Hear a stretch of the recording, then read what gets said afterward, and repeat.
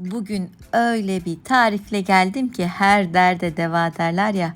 Saça, kaşa, başa, ayağa, nasıra, çatla, uyku problemine bile iyi gelen, hepinizin evinde lütfen olsun dediğim bir tarif geliyor. O yüzden lütfen bunu yaparım diye izleyin. Sadece izlemekle bırakmayın. Hepiniz şifa bulun istiyorum. Bir dal aloe verayı kestim. Çok yakından kesmiyorum. 3-4 santim geriden kesiyorum. Dik bir şekilde yarım saat kadar bardakta bekletiyorum ki fazla sarı sıvı lateksi atsın. Cildimde alerjik reaksiyon oluşturma olasılığı hiç kalmasın diye. Sonra yıkadım, kuruladım arkadaşlar. Böyle biraz eziyorum ki içerisindeki jeli daha rahat bir şekilde bize sunabilsin. Böyle bir spatula ile bölmesi, kesmesi çok rahat oluyor. Bakın içindeki jel de bu şekilde görünüyor. Ufak parçalara ayırdım aloe vera jeli. Bu arada devam etmeden önce lütfen kanalımıza abone olup bildirimleri açalım. 3 noktalı kısım var ya, oraya tıklayıp dilerseniz videoyu istediğiniz dilde izlemeye devam edebilirsiniz veya altyazıları kapatarak izlemeye devam edebilirsiniz. Aloe veramız hazır. Hepimizin evinde olsun bu bitkiden. Şimdi bir de buna papatya ekleyeceğiz arkadaşlar. Cildimizi iyileştireceğiz, sakinleştireceğiz. Çok daha faydalar sunacağız bu hazırlayacağımız müthiş yağ karışımına. Ve lavanta geldi.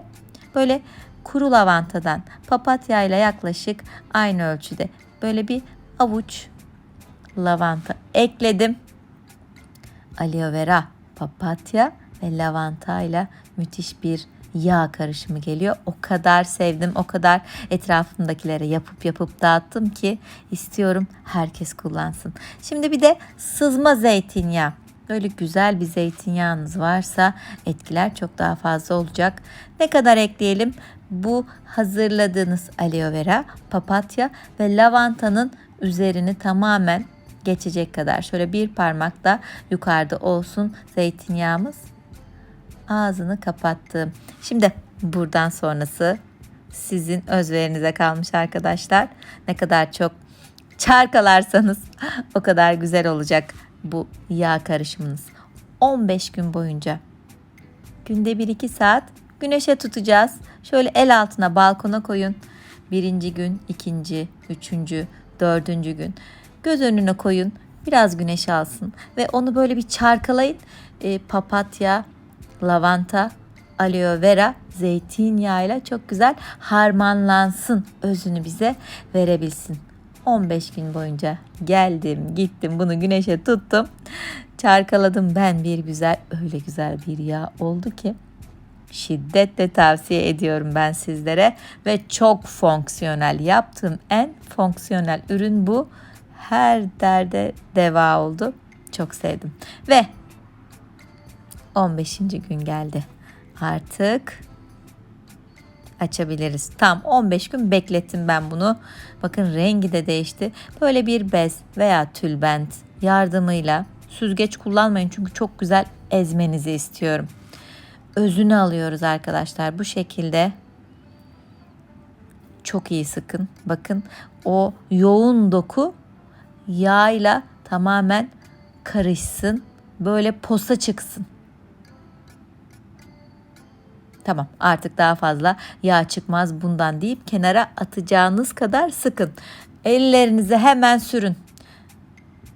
Alta çöküyor yoğun olan doku. Onu karıştırın. Bir diğer püf noktası, her kullanım öncesi çarkalayacaksınız. Böyle bir aktarması kolay olan şişeye bu güzel yağınızı aktarın arkadaşlar. Verdiğim ölçülerle yaparsanız 2 tane küçük şişe doluyor. Ağzını kapattım ve hazır. Ellerinize, kollarınıza sürün arkadaşlar. Böyle damlalıkla kullanırsanız bir losyon kıvamına da geliyor. Yüzünüze de seve seve kullanın arkadaşlar. Bir diğer şişeye aktarıyorum. 2 şişemiz de artık kullanıma hazır durumdalar. Güzelce çarkalayın, yoğunluğuna bakın. Bir yağ kıvamından çıktı, artık bir losyon kıvamına geldi diyebilirim. Tırnaklarınıza sürün. Tırnak bakımını yapın. Kollarınıza sürün, ellerinize sürün, yüzünüze sürün. Gönül rahatlığıyla yüzünüze de sürebilirsiniz arkadaşlar. Her akşam yatmadan önce çok az bir elinize alın, ısıtın, sürün yüzünüze. Dudaklarınıza sürün. Dudak bakımınızı yapın. O çatlaklar gitsin. Boynunuza sürün. Sarkmalar gitsin. Göz altınıza bir parça sürün. Kaşlarınıza sürün. Kirpiklerinize sürün. Böyle göz altına birkaç damla damlatıp masajınızı yapın. Kan akışını hızlandırıp hücrelerinizi yenileyin, sıkılaşın. Kaşlarıma da sürüyorum. Bakın dedim ya, yaptığım en fonksiyonel yağ bu. En fonksiyonel karışım bu. Hem kırışıklık tedavisi, hem iyileştirici, leke açıcı, canlandırıcı özelliğinden faydalanıyorum. Bakın yüzüme sürdüm, kaşıma, kirpiğime sürdüm arkadaşlar bu tarifi. Dudaklarıma, tırnaklarıma, ellerime sürdüm. Hemen böyle birkaç gün içerisinde o dudağınızdaki çatlak, kuruma var ya, hemen tedavi ediyor. Bitmedi. Saçlarıma da sürdüm.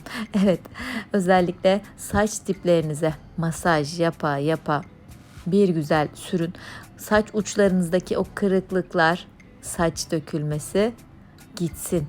Saç diplerinizin tıkanıklığı geçsin ve dolayısıyla kepek problemi ortadan kalksın. En az 30 dakika bekletin. Kaşıma, saçıma, dudağıma, boynuma, gözaltıma, yüzüme, elime, dudaklarıma, dirseğime sürdüm. Masajımı yaptım. Böyle sarkmaları, kırışıklıkları giderdi. Kaşlarınızı dolduruyor, canlandırıyor. Kirpiklerinize çok güzel bakım yapıyor arkadaşlar.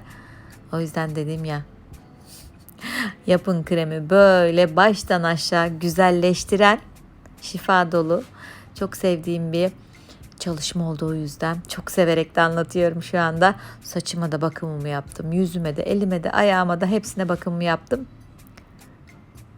Bir beğeniyi bırakın artık lütfen siz de. Göbek çatlağı olanlar, sarkmalar, doğum yaptınız, sarktı, gitsin. Kolunuzda sarkmalar var, sürün. Ayağınızda nasır var, yaralanmalar var. Özellikle böyle küçük yaralanmalar var ya, hemen el altında bulunması gereken bir yağ bu. O yüzden böyle ayaklara, yaralara, böcek ısırıklarına hemencecik sürün. En sevdiğim ne biliyor musunuz? Uyku problemi olanlar. Ayak altına masajla bunu uyguladığınızda iddia ediyorum en güzel uykuyu uyuyacaksınız o gün. Ben bunu çocuğumda da denedim. Böyle ikinci ayağına geçmeden uyumuştu arkadaşlar. Her kullanım öncesi lütfen çarkalamayı unutmayın. Baştan aşağı güzelleşmek, şifa bulmak için. Siz de ilk fırsatta deneyin lütfen. Umarım kullanır ve fayda görürsünüz. Kendinize çok iyi bakın. Hoşçakalın. Your body will thank you from your hair to your toe. Hope you like it. Bye bye.